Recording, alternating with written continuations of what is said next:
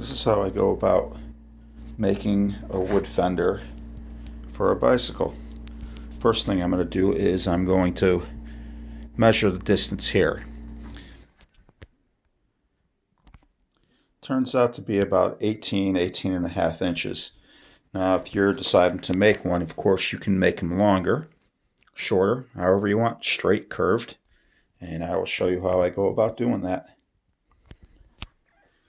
I have this nice long, thin, probably 2 or 3 millimeter thick,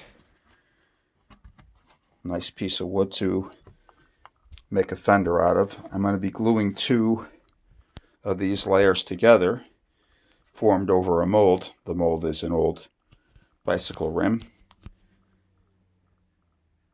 and I'll show you how I do that along the way. First thing I'm going to do is measure out the distance that I need. I'm going to go a little longer, around 19 inches, and then I'm going to do the width. Now when you're doing the width, you just got to make sure that it's, I don't know, 1/4 inch wider on each side of the tire so the fender works. The fender in the beginning of the video was just about 2 inches, and I'm probably going to go to 1 3/4 inches on this one.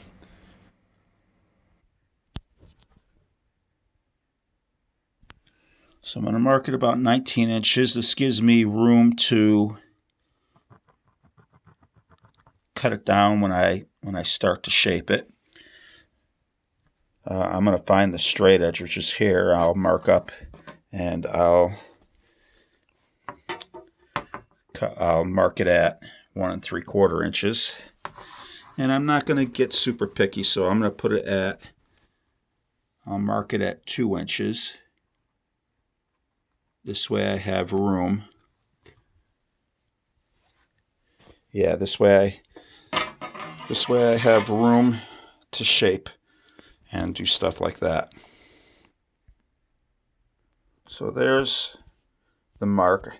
I'm going to end up using both of these. This one is a little bit narrower, but that's okay. We'll stick that on top since I'm going to be narrowing it, filing, sanding, and gluing, and staining, all that good stuff. Where I got the wood is, I'm fortunate enough to know people that have mills, know people that work on guitars. I come up with it. But I've walked around Home Depot enough times to know that you can go ahead and you could buy all sorts of thin laminate sheets that you can totally do this process with right at Home Depot, possibly Lowe's, stuff like that. All right, let's get to cutting.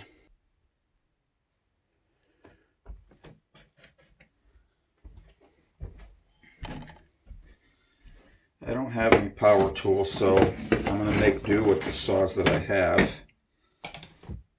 And I really don't have a really great vise for this either.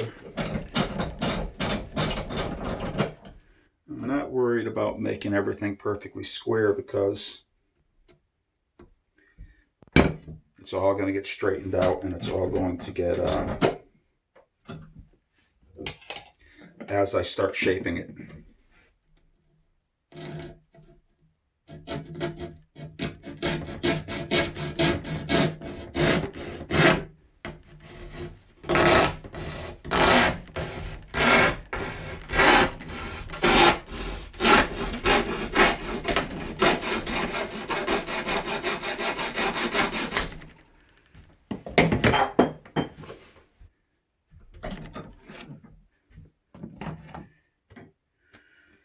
Ripping it along the width, I think I'm just going to try a razor knife. This is only a few millimeters thick,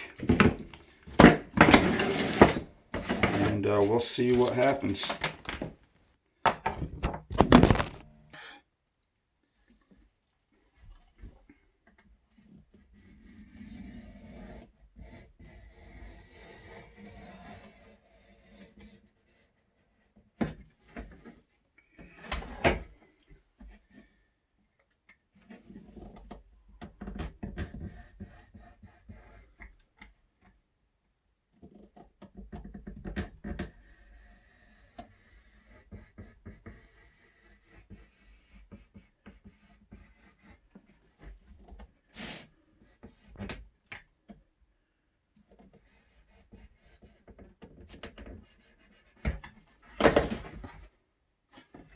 Not quite.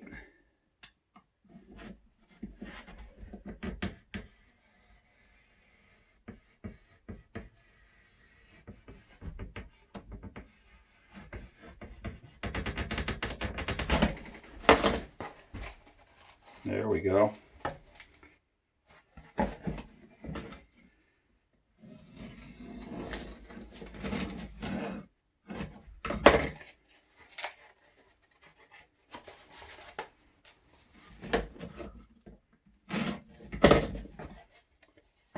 Ta-da! So now we're partially there. I'm going to break out some sandpaper, smoothen the edges. I'm actually going to boil some water. What that'll do is I take a sponge with hot water on it, and that helps to flex it to a shape, and it'll hold. And now I'll do one side. I'll keep the side that I'm going to glue together once I decide which grain pattern I like up on top. This one's got like a black streak on it. Both sides, so I guess it doesn't matter. I could always put that on. Actually, I'll stick that on the bottom. This has got a nice dark wood stripe here. Yeah, I'll put that on top. I'll mark it. Top, bottom. I'll put bottom with the glue. And this will be the bottom.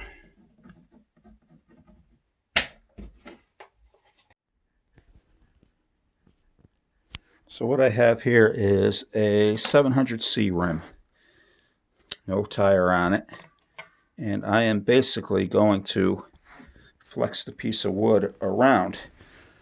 Right now the wood's a little stiff, and if I try to bend it, it will essentially crack. But by soaking some hot water on it, the board will become more pliable, and I'll end up clamping it here and along the way. And it won't take long. I'll do that first piece, and since I got a 1/2 inch or so to work with on either end, I'll clamp the very ends. I'll be able to put glue on it. Any good wood glue, I don't care if it's Elmer's. I tend to use Type Bond or Gorilla wood glue. I've used all of them. They all work pretty good. As long as it's a wood glue, you'll be fine. And then I'll moisten whatever I'm using for the top. Not the side I'm going to glue. Stick it on top and then clamp it all down. I've got my water boiling. Here is my Gorilla wood glue. These are the things that I'm going to use. I have a rubber band I can really wrap around to get it tight. I have enough spring clamps, masking tape, whatever it takes to clamp it down tight. Put a layer of glue on each side. Do like a sandwich effect. Some people will say you might not need to do that. They're probably right. It's just something that I do, and I know I'm going to get good glue coverage. I have got some hot water. I have got a sponge, and I'm just going to coat each side of the non-gluing surface. I'm only going to do one board now, and then I will clamp it onto the rim, and then we'll let it sit for a while.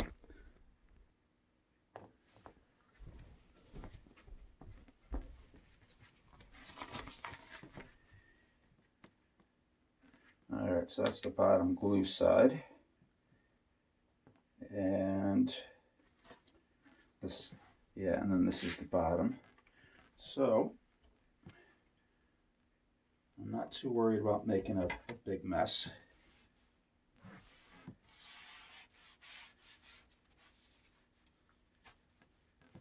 It's a little hot.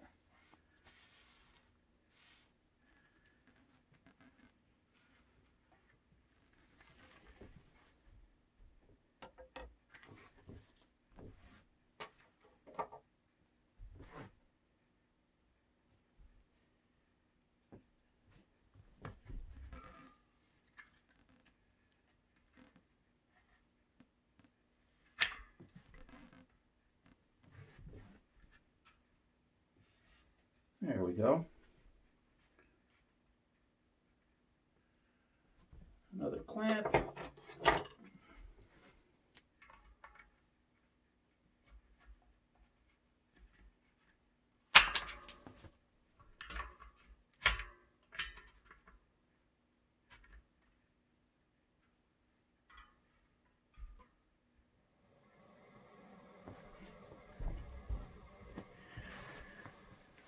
And there we go.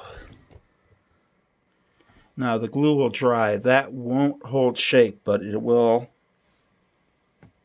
hold more shape. And I'm going to have to, I'm probably going to tape down the ends here because that doesn't give me enough room to work. But for now, that's a start. I'm going to let the water dry up a little bit because you can see the edge is a little wet. I want the glue to be able to stick. I only, what's that, a quarter of an inch? That's all I have holding it on at each end. So I have plenty of wood for the fender. The tape's not going to interfere with anything.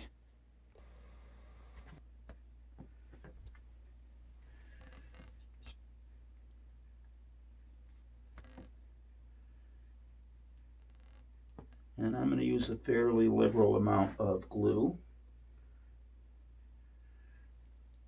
Don't want it to unlaminate on me. And I'll be able to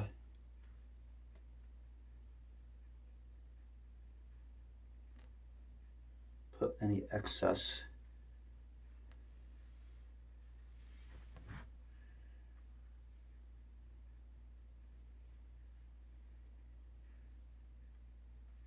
on the other piece of wood.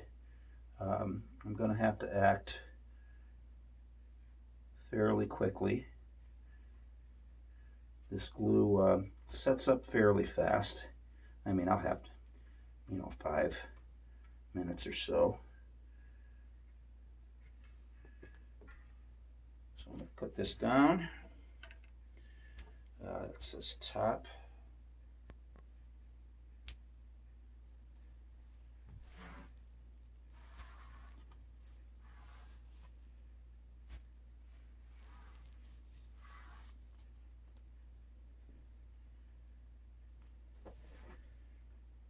Now I'm going to take some of this excess,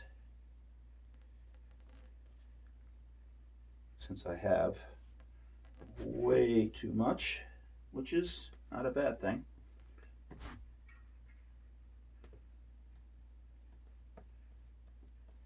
Yeah, there we go.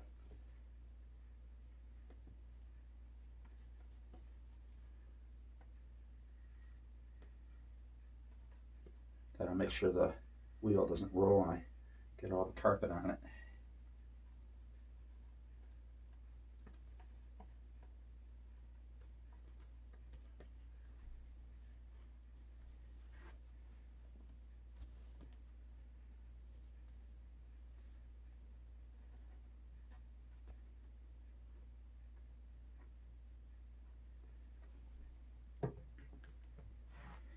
I might be over gluing, but I feel better knowing I got full coverage.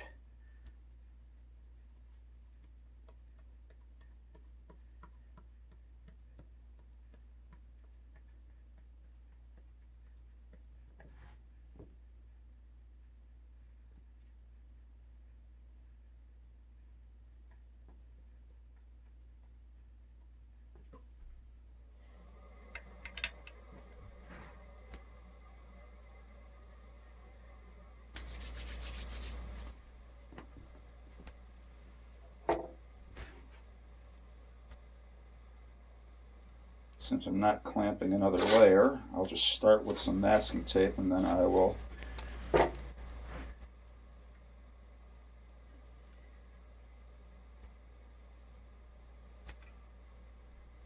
not worried about overlapping the tape that I have this down with because, like I said, I have enough wood to work with to get it the length that I want once we start shaping it.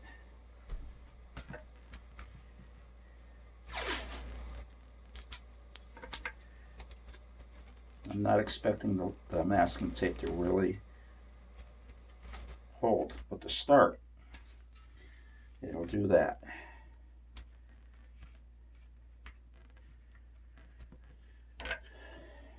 These clamps were like Ocean State job lot. They weren't expensive at all.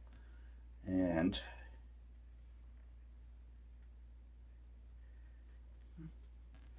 I also want to make sure it stays centered. And I don't know if I have enough clamps to do the whole distance, but we'll find out.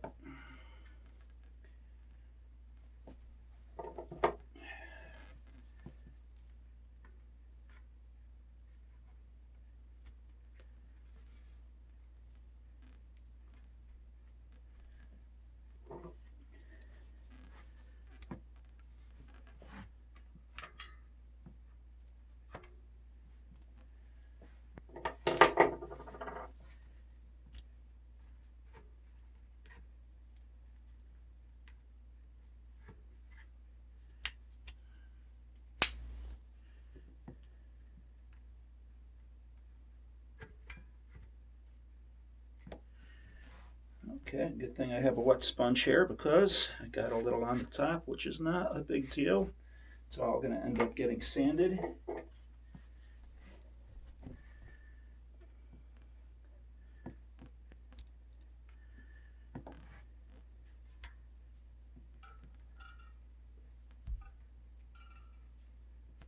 The wheel wants to roll with all the weight of the clamps.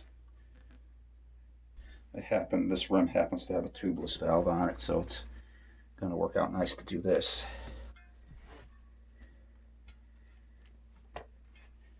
And I'll do that. Okay.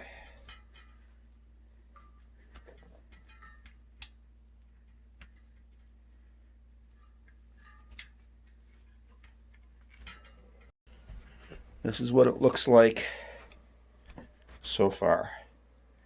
I basically have it all bound down.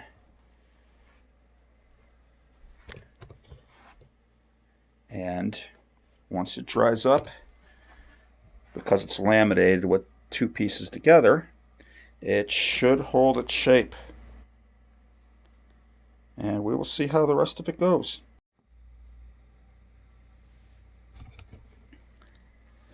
Alright, I'm going to unclamp the fender, and we will see what happens.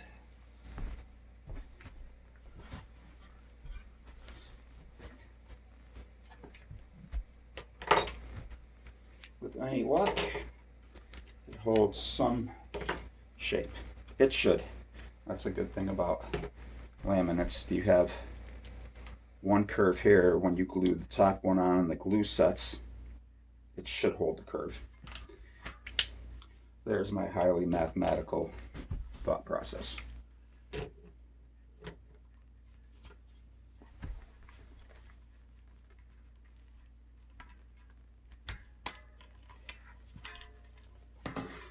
Any of the marks in glue, hopefully that shows up on the camera, this is all going to get scraped away, sanded, all that good stuff.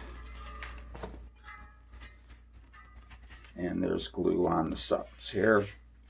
Still not an issue. That's the great thing with wood glue. It can be scraped off, sanded. That's what it's made for.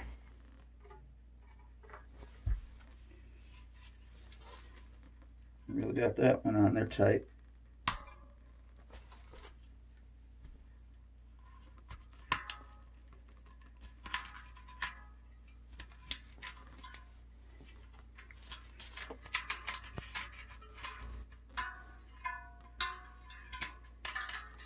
I'm going to put this on my priority joker, even though I said earlier in a video that I wouldn't put a fender on it. but we'll see how this comes out. This wood, which I didn't mention in another video, is spruce. So it's a light colored wood. I'm still toying with the idea of staining the top like a darker gray.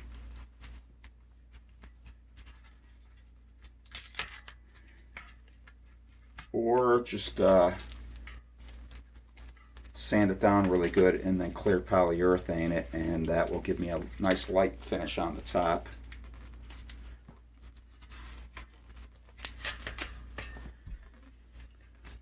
It'll definitely show some, hey, we're getting there.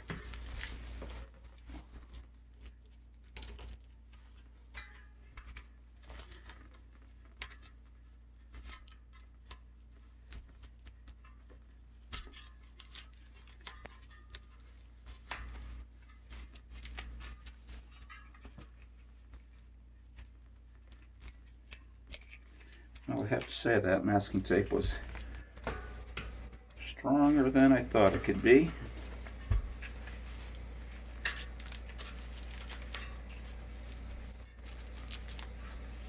And there you go. The tape that's in the middle, I don't really care about because that's going to be getting, the ends are going to be getting chopped off.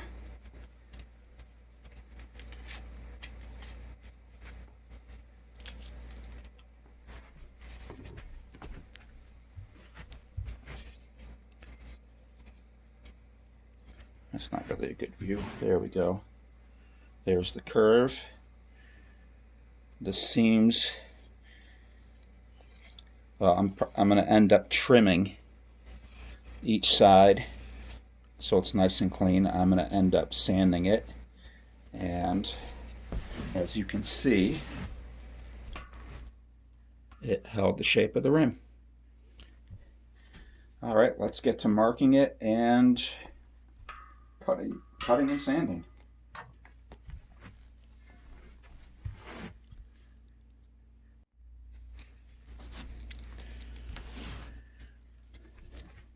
I'm just going to take my finger as a gauge. I'm going to find, like this side here, there's a bigger lip, so I know I'm going to need to come. But this side here, that I can almost sand down flush. There's not a lot of overlap, but I want to cut it off because of all the glue excess. So I'm just going to take my finger. There you go. Get my thumb out of the way. Something like this. And just make a line. Preferably use a pencil.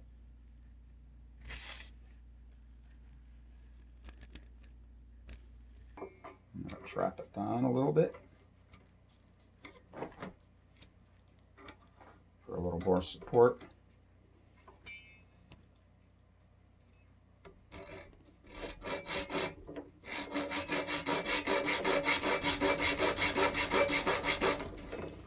And hopefully that shows up on camera. This should make maybe not short work of it, but it'll be pretty accurate.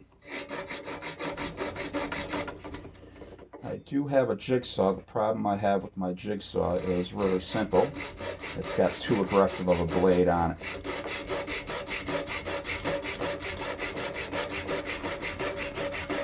There we go. Yep. So I'm just going to continue, and I'll move this up and get it nice and straight.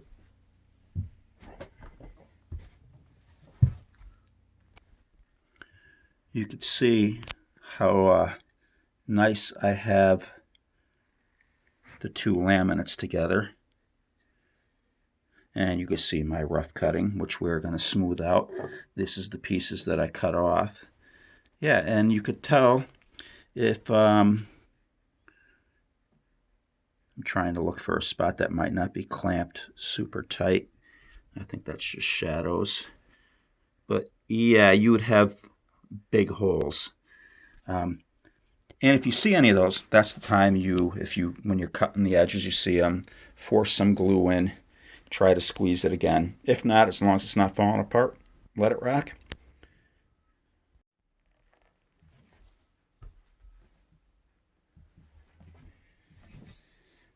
Got a decent sized sheet of sandpaper. I'm just going to take some masking tape, if I can ever locate what I did with it. There we go.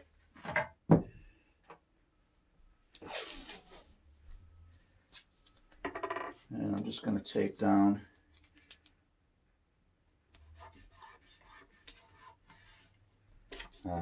two sides, just something to hold it.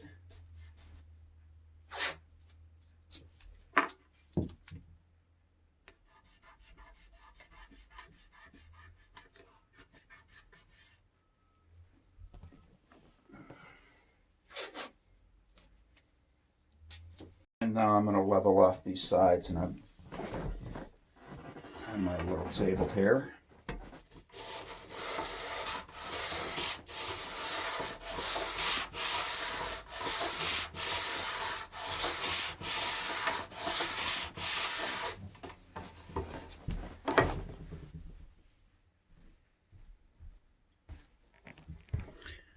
And as you can see, in no time I'll have it leveled off.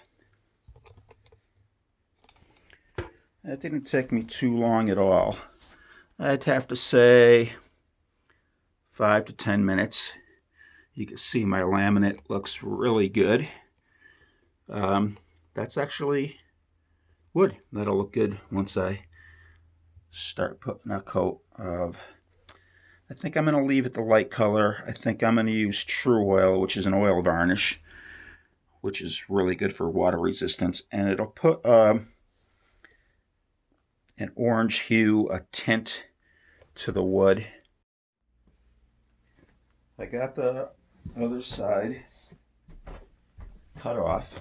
And what I'm going to do now is, along the edge, there's some glue spots. And before I start leveling it, I'm just going to take, I happen to have a metal scraper, and I'm just going to scrape down any rough spots, any excess glue along the sides.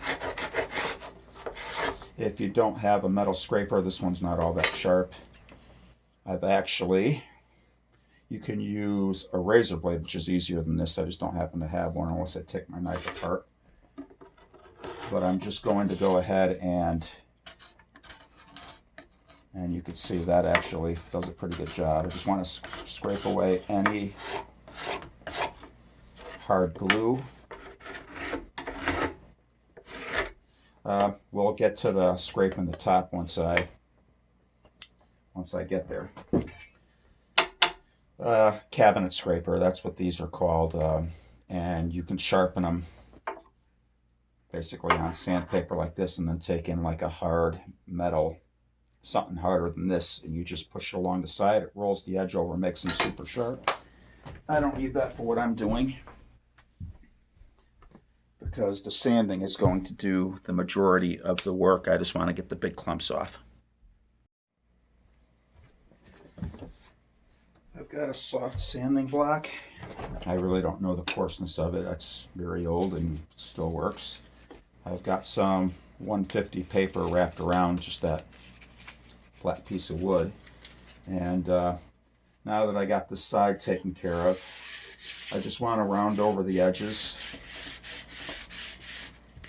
And the sanding block's actually really good for that.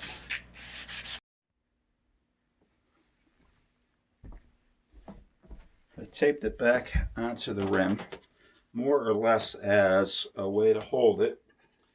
I have a razor blade, and of course be careful. And I'm just going to scrape all of the glue spots off.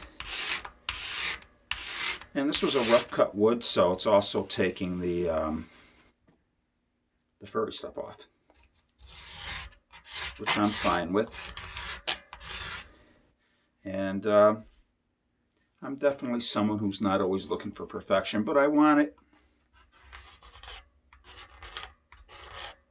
I want the majority of the glue off. That way when I stain it, or I should say use the lacquer finish, it will look good and it won't darken in those areas. And as long as I get the majority off when I start to sand,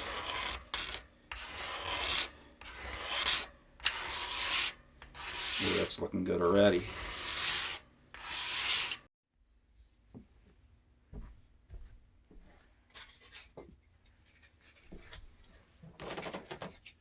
I'm going to use my little sanding stick and just go along the top.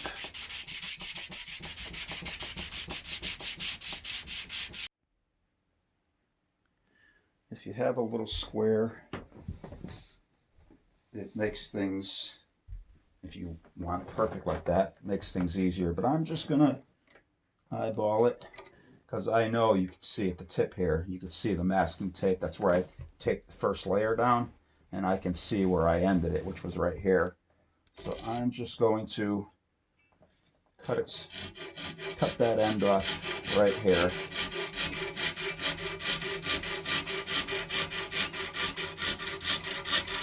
And then I could level it off with the sandpaper. I'm going to turn it over because I'm kind of going on an angle.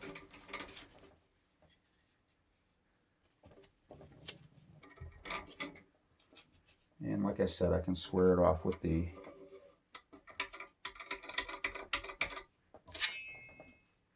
sanding block later.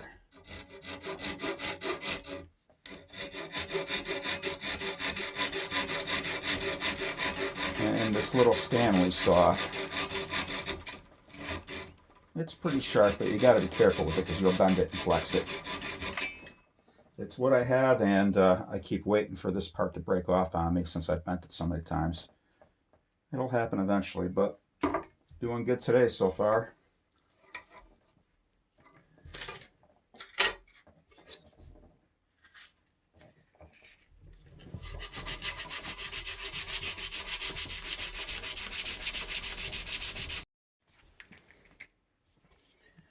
Alright, I got the bottom squared off, sanded. Doesn't look like it wants to focus. Anyways, now I need to round over the tip. I'm just going to trace this cap. It's an aspirin cap, but it works. Hopefully it's showing. The tape mark from when I originally taped it comes to about here, so I'm just going to slide this back to about there, trace around, and cut it out. And there you go. I do have a coping saw. It's a little aggressive for this, but as long as I come up over and then sand down to it, I should be okay. And when I get around the top, if I see any of that masking tape in the center, I'll just keep sanding back till I'm good.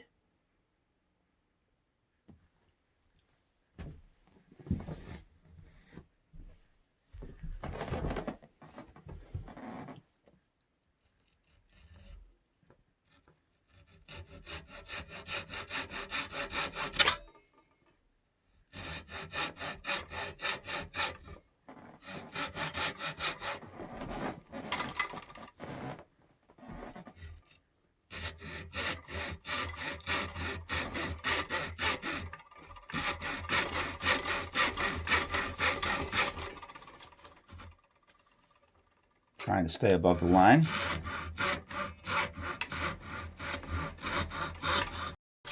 That takes care of that.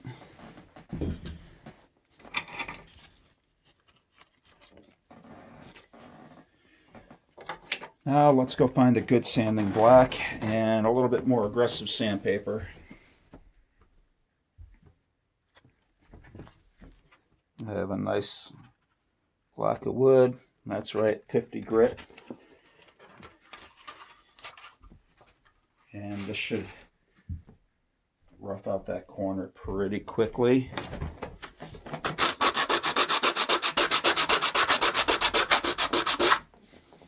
Oh yeah.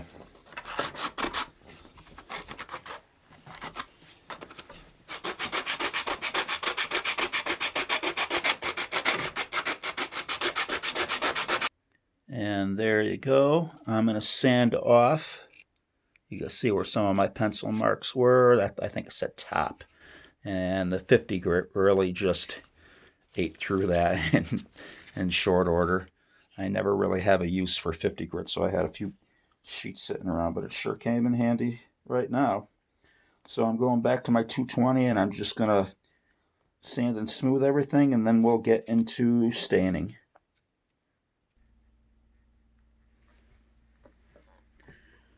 I got her all sanded. You can actually kind of see where the streak is going to be. And there's still a few rough spots. I'm not going to worry about them. The lamination looks really good, really tight. The arch or the curve is holding well. And yeah, let's break out some stuff. Let's seal it up. You're going to want to use, if you want to maintain whatever wood color you're going with, you can use a clear polyurethane. A lot of lacquers will tint the wood a little bit. The oil-based one that I'm going to use is going to tint it a little on the orange side. I might do a couple coats of that, let it dry, and then I have some water-based poly. It's wipe-on poly, and just put a bunch of coats of that on to seal it from the water. You're definitely going to want to have quite a few coats. It's not plastic, it's not metal, it's wood, so you want to make sure you get everything sealed well.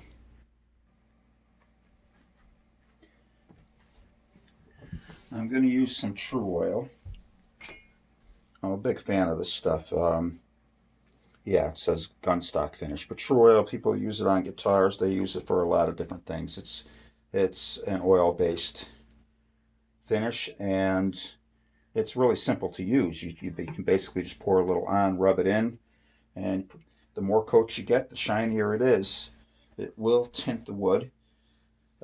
Because it's used for gun stocks, you know that it's going to seal out any water or moisture. And like I said, a lot of guitar companies, custom guitars, will use the True Oil too. I just cut up a piece of sock hair and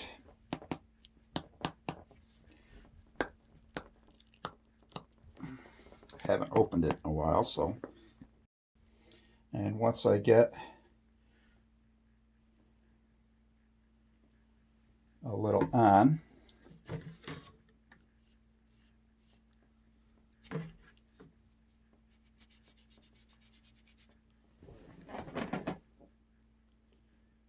and it'll dry actually looking that little bit darker. And we're going to do the top and the bottom. The bottom's actually more important.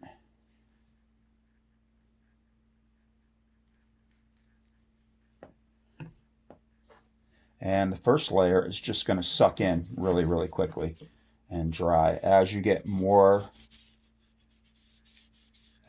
coats on, it'll take longer to dry in between coats because it'll be rusting on the coats prior.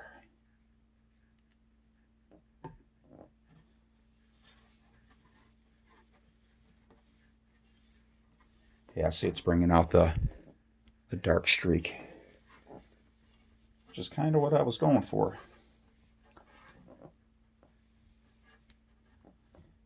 Yeah, the wood's really going to suck this first layer in, and it'll be dry in 5 minutes or so.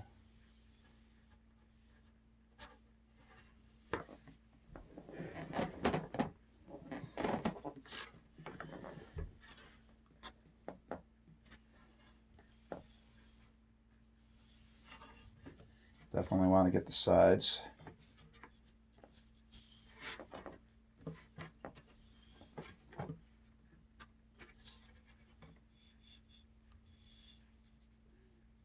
Yeah, it's already drying up.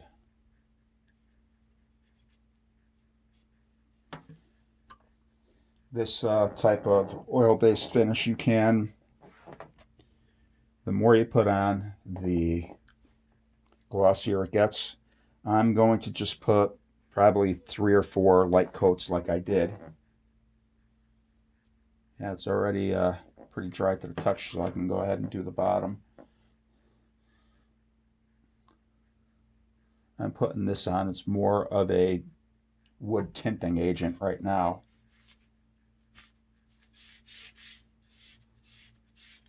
Bottom's a lot more porous, so it needs a lot more. That's because I didn't sand down the bottom. I was not as picky with the bottom.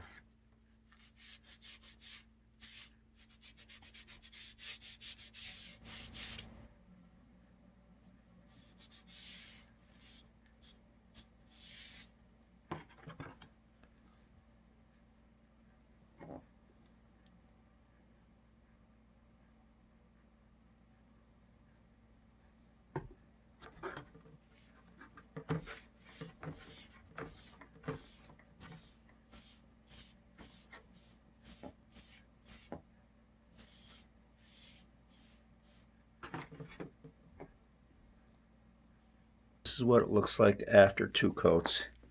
I'm pretty happy. You could see the grain really well. And I sanded off all the glue marks so you're not seeing a lot of glue marks. You can see it needs a little drying up there. I'm happy with the shade.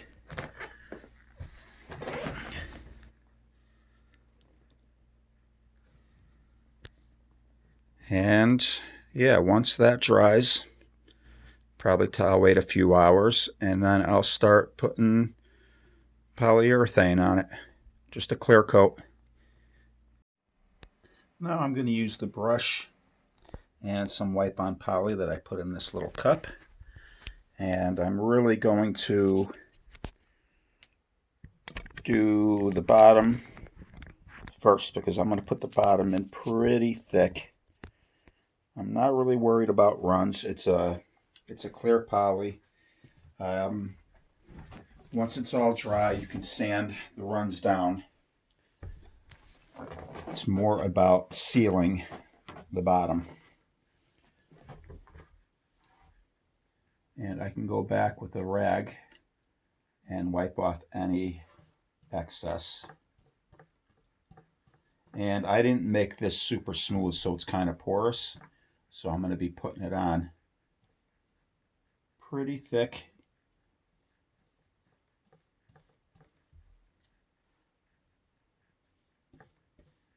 Because this may not be the side you look at, but this is the side that the water needs to bounce off of and not soak in.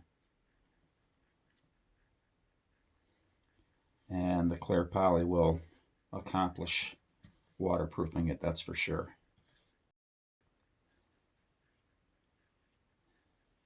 I'm going to put a pretty decent coat on the top. I'm okay if it runs around the sides because I want it to have a nice seal.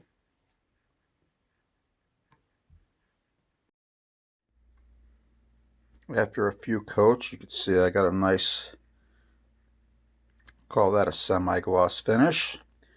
I think if I keep going I can get it shinier, but I am going to give it a quick once over with the 500, and then I'm going to break out some wood polish and go from there.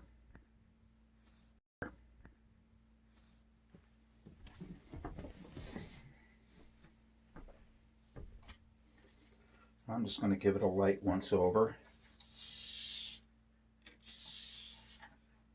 feeling for any bumps or ripples.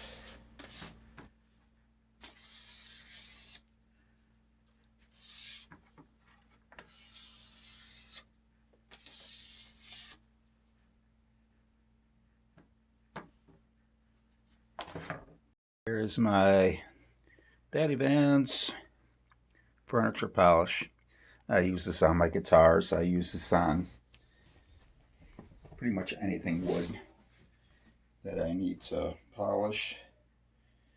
It's very similar to proofide that you use on a brick saddle. A lot of the ingredients are actually the same, but this is a beeswax based. So I feel safe that it's not going to hurt anything.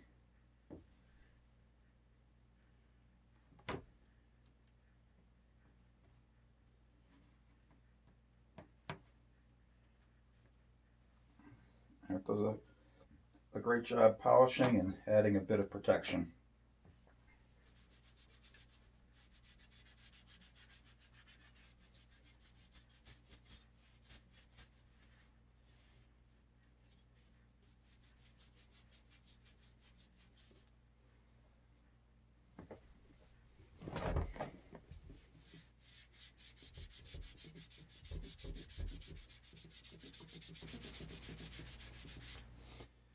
And since it's beeswax on when I do the bottom side,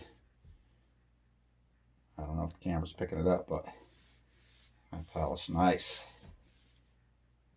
Not quite a full shiny gloss, but close. This isn't a step you have to do. It's one of those things you can make it as nice as you want or as crappy as you want, but once you got the laminate together and you got it bolted on your frame, it's going to work as a fender.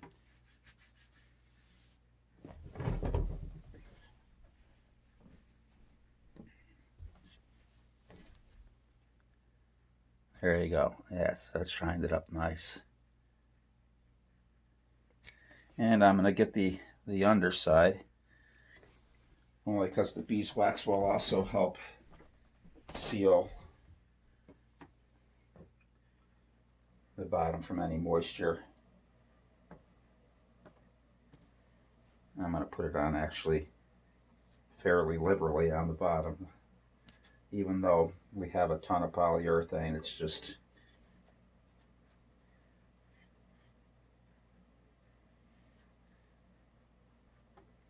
a little extra protection down here can't hurt.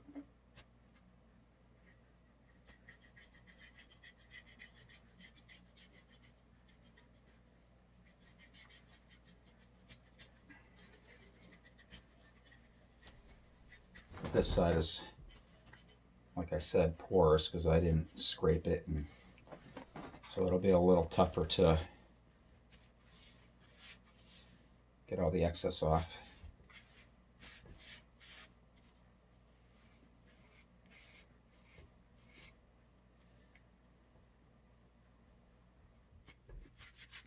There we go.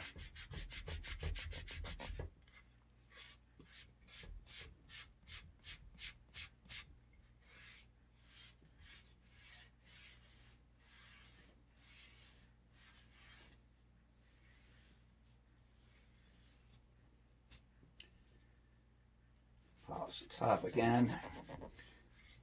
We're ready to let that set up for a little bit, and we're ready to mount it on the bike.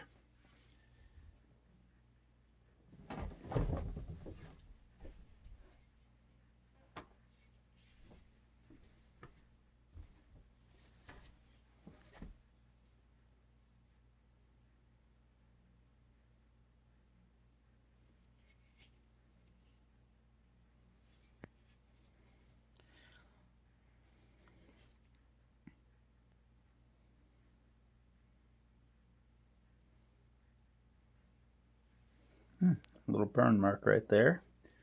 Oh, that's from the sapwood. I think that's what they call that. Oh yeah, looking nice. Now it's time to set up the bracket. I'm going to go with the 2-inch bracket. The 3 would probably be a lot stronger, but it'll be harder for me to work with. Now, this has 2 holes in it. You can see the fender's going to be way too high, so I'm probably going to cut it down. So I'm going to hacksaw it. So I just have this hole, and that should bring me not a bad height. And then when I stick the fender on, it'll look something like that. And it's not a bad height, and not a bad look either. I have a 5mm, looks like a long brake bolt or something that would go on a threadless cap for a stem. I have a nut and a washer. Any nut, bolt, any style you want, as long as it will compress tight.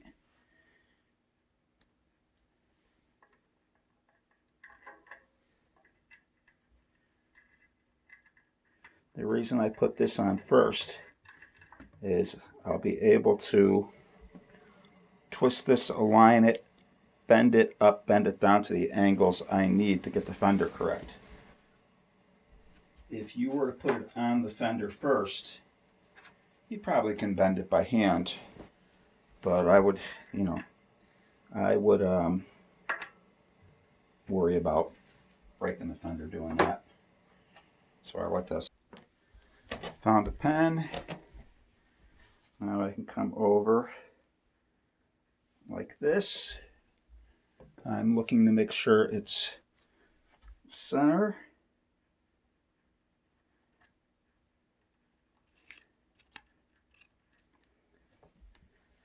And there you go. I just need to start drilling holes.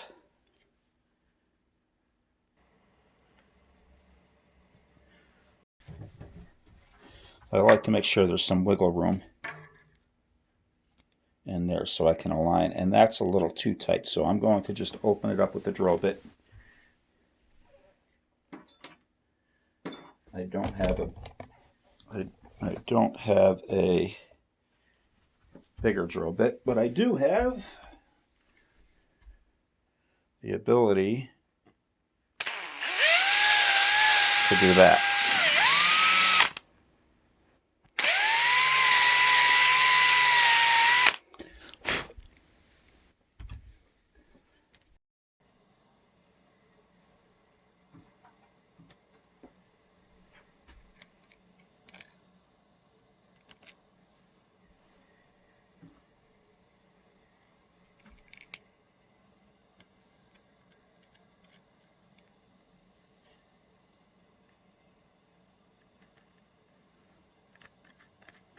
Now I'll just tighten them up.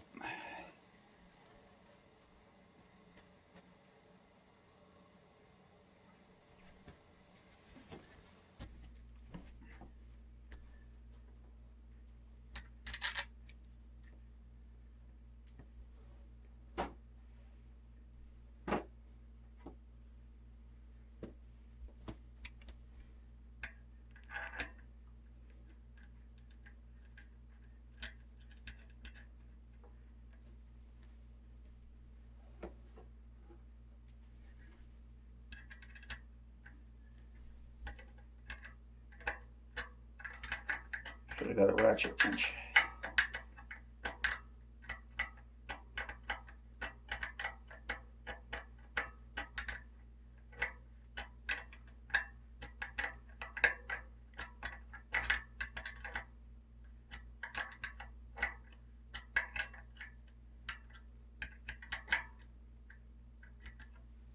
Alright, so now I can do this and twist it,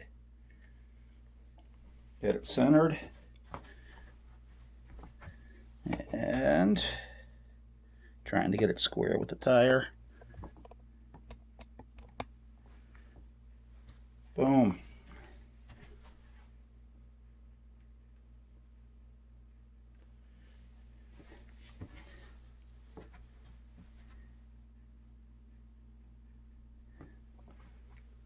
That looks good to me, and now it's just a matter of tightening it all up. You can see that I didn't really want to lock them and squeeze them straight down and in. You could see the wood grain. You could see the dark stripe. The difference in shades is kind of how the wood was cut, and you can see along here, that's where the curve of the grain is. So pretty cool. And underneath, I was going to cut those, but they're quite a ways away. If I decide, I could drop it lower by drilling another hole up here and drop it lower, But what I'm probably just going to do is, to get this totally even through, is just bend this down a little bit. And yeah, other than that, I think it is looking pretty good. Yeah, that arch is pretty good along with the angle of the wheel. I got really lucky when I just whacked it with a hammer. And that's how I go about making a fender. I promise you this video is longer than it actually takes to make one, especially if you have proper tools. I have a lot of hand tools, small hand tools, but if you had a bandsaw, belt sander, any sort of good electric sander, you'd probably shorten this process up a lot quicker. It takes longer in the time it takes to glue things, because you have to wait for the glue, and then whatever finish you're doing. If you want to put multiple coats, you have to wait in between coats.